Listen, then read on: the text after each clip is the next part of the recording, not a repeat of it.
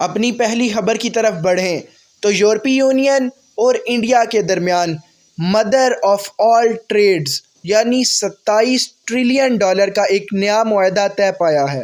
We did it. We delivered the mother of all deals.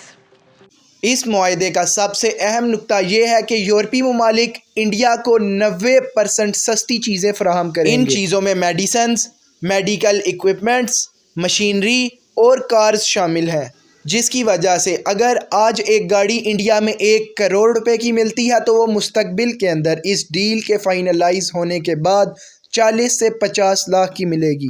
دوسری جانب India یورپی ممالک کو بیچے گا ٹیکسٹائل، لیدر، جیولری، وہ بھی 0% ٹیکس پر۔ اب اگر پاکستان کی بات کی جائے تو پاکستان یورپ کو 60% ٹیکسٹائل ایکسپورٹ کرتا ہے، لیکن انڈیا اور یورپی ممالک کے درمیان اس ٹریڈ کے بعد پاکستان کے لیے انتہائی مشکلات آ سکتی ہیں۔ انڈیا اور یورپ کے درمیان یہ ڈیل ابھی فائنلائز نہیں ہوئی، اس کی امپلیمنٹیشن کے لیے 1 سے 2 سال کا ٹائم مقرر ہوگا۔ اس ڈیل کی ایک سب سے بڑی کمزوری یہ ہے کہ اس کے اندر کوئی ایگریکلچر یا فارمنگ سیکٹر کو نہیں لایا گیا۔ اب اپنی دوسری خبر کی جانب بڑھیں تو پاکستان کرکٹ ٹیم کو پاکستانی حکومت کی جانب سے ICC T20 ورلڈ کپ میں شرکت کی اجازت مل گئی ہے، مگر وہ 15 فروری کو ہونے والے پاک بھارت مقابلے میں حصہ نہیں لیں گے۔ اگر پاکستان اس میچ میں حصہ نہیں لیتا تو انہیں 2 پوائنٹ سے ہاتھ گنوانا پڑے گا، کیونکہ یہ میچ سری لنکا کے شہر کولمبو میں کھیلا جانا تھا۔ یہ معاملہ اس وقت سنگین ہوا جب ICC نے بنگلہ دیش کو ICC T20 ورلڈ کپ سے نکال کر ان کی جگہ اسکاٹ لینڈ کو شامل کر لیا۔ بنگلہ دیش نے ICC کو یہ اپلیکیشن لکھی تھی کہ وہ بھارت کے اندر کوئی بھی میچ نہیں کھیلیں گے، جس پر انہیں T20 ورلڈ کپ سے نکال دیا گیا ہے۔ بنگلہ دیش کی گورنمنٹ نے پاکستان سے رابطہ کیا، جس کے بعد اب پاکستان بھارت کے ساتھ T20 ورلڈ کپ میں کوئی میچ نہیں کھیلے گا۔ اپنی تیسری خبر کی جانب بڑھیں تو دہشت گردوں نے ملک کے مختلف علاقوں کے اندر ایک ساتھ کارروائیاں کرنے کی کوشش کی۔ ISPR کے مطابق دہشت گردوں نے رات دیر کو گوادر اور دیگر بلوچستان کے شہریوں کو نشانہ بنایا، جس میں 18 بے گناہ افراد شہید ہو گئے۔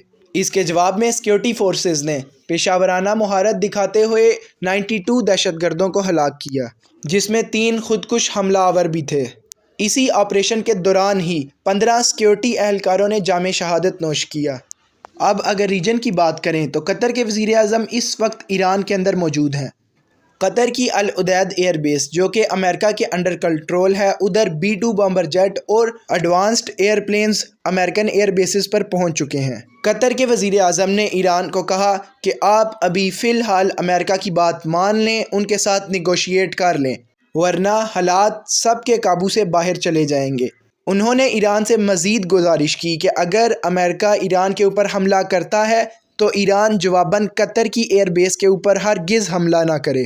انہوں نے مزید کہا کہ آپ امریکہ کی بات مان کر نیوکلیئر فیسلٹیز کو گیو اپ کر دیں اور میزائل ٹیکنالوجی کو رول بیک کر لیں، جس کے نتیجے میں ایران کی اکانومی بہت زیادہ مضبوط ہو جائے گی۔ امریکہ بھی یہی چاہتا ہے کہ ایران نیوکلیئر فیسلٹیز سے باز آ جائے تاکہ امریکہ اپنی کمپنیز کو ایران کے اندر لا کر انہیں ادھر انویسٹمنٹ کریں۔ قطر نے امریکہ کو وارننگ دی تھی کہ وہ کسی بھی صورت میں ایران کے اوپر قطر کی زمین سے حملہ نہ کرے، لیکن امریکہ نے ان کی اس تجویز کو مسترد کر دیا ہے۔ دوسری جانب ایران کا یہی کہنا ہے کہ ہم صلح کے لیے تیار ہیں، لیکن اگر ہم ایک شرط امریکہ کی مان لیتے ہیں تو امریکہ مزید ایسی شرطیں رکھے گا۔ امریکن گورنمنٹ کے ایک سینئر آفیشیل کا کہنا ہے کہ ایرانین رجیم 1979 کے بعد 2026 کے اندر سب سے کمزور حالت میں ہے۔ ایران کی اکانومی گرتی ہی جا رہی ہے۔ شام اور لبنان کے اندر ایران کا کنٹرول بہت کم ہو گیا ہے۔ اگر امریکہ اسی طرح ایران کے اوپر پریشر بنائی رکھتا ہے تو ایران کی گورنمنٹ کمزور سے کمزور تر ہوتی جائے گی اور ایک حملے سے ان کو ختم کیا جا سکتا ہے۔ تو ناظرین، یہ تھی تمام ڈیولپمنٹ۔ امریکہ ایران کے اوپر حملہ کرنے کے لیے تل گیا ہے۔ آپ اس بارے میں کیا رائے رکھتے ہیں؟ اپنی رائے کا اظہار کمنٹ سیکشن میں ضرور کیجیے گا۔ اگر ویڈیو پسند آئے تو اس کو لائک کریں اور مزید ایسی ویڈیوز کے لیے چینل کو سبسکرائب کریں۔